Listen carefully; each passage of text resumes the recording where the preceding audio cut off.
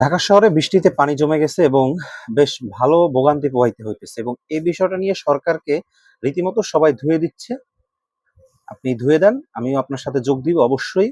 আমিও সরকারকে ধুয়ে দিতে চাই, তবে ধুয়ে দেওয়ার সাথে সাথে একটা জিনিস একটু চিন্তা করেন, লাস্ট কবে ঢাকা শহর চলতে চলতে আপনি এক বোতল পানি খাইছেন এবং সেই পানির বোতলটা নির্দিষ্ট একটা জায়গায় ফালাবেন এই জন্য ব্যাগের কোনার পকেটে রেখে দিছেন, অথবা এক প্যাকেট চিপস খাইছেন, চিপসের সেই প্যাকেটটা পকেটের কোনায় রেখে দিছেন যে এই চিপসের প্যাকেটটা আপনি ঢাকা শহর যদি নির্দিষ্ট কোনো একটা জায়গা ডাস্টবিন থাকে সেখানে ফালাবেন।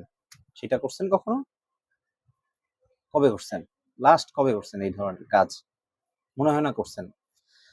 ঢাকা শহর একটা মেগা সিটি, এবং এখানে একটা মেগা সিটি হয়তো অন্ততপক্ষে 2 কোটি লোক প্রয়োজন।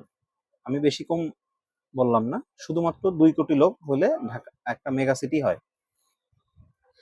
এই ধরনের ছোট্ট একটা পরিসরে 2 কোটি লোকের বসবাস, এবং এই 2 কোটি লোকের ভিতরে প্রত্যেক দিন যদি আমি 30% লোকও ধরি, 30% লোকও যদি প্রত্যেকদিন একটা করে চিপসের প্যাকেট কিংবা পানির বোতল অথবা উচ্ছিষ্ট ফালায়, তাতেও কয়েক লক্ষ উচ্ছিষ্ট হয়ে যায়।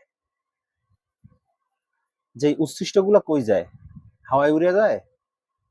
সব উচ্ছিষ্ট গিয়া বেশিরভাগ প্যাকেট, চিপসের প্যাকেট, জুসের প্যাকেট কিংবা পলি টাইপের প্যাকেটগুলা, কাগজের প্যাকেট, এই সমস্ত ময়লা গিয়া ড্রেনের মুখে জমা হয়ে থাকে, যে কারণে এই যে বৃষ্টি হয়েছে, বৃষ্টির পানিগুলো বাইর হতে পারে না। সরকারকে ধুয়ে দেন ঠিক আছে, কিন্তু পাশাপাশি নিজেদের সচেতনতাও লক্ষ্য করতে হবে। নিজেদের যেই সচেতনতার জায়গাটা, সেটাকে আরেকটু মজবুত করতে হবে। তারপরে সরকারকে ধোয়াধুয়ি করেন, সেটা সমস্যা না। নিজে সচেতন আগে হইতে হবে। নিজে যদি সচেতন হন, আজকে যদি আপনি নিজে সচেতন হইতেন, আজকে হয়তো এতটুকু সাফার করা লাগতো না। কিন্তু যতটুকু গালি, যতটুকু গিয়ে সরকারে দিতেছেন, ঠিক এতটুকু আগে নিজেকে দেন। নিজেকে যদি একটু শুধরাইতে পারেন, তাহলে শহরটা আর একটু সুন্দর হবে।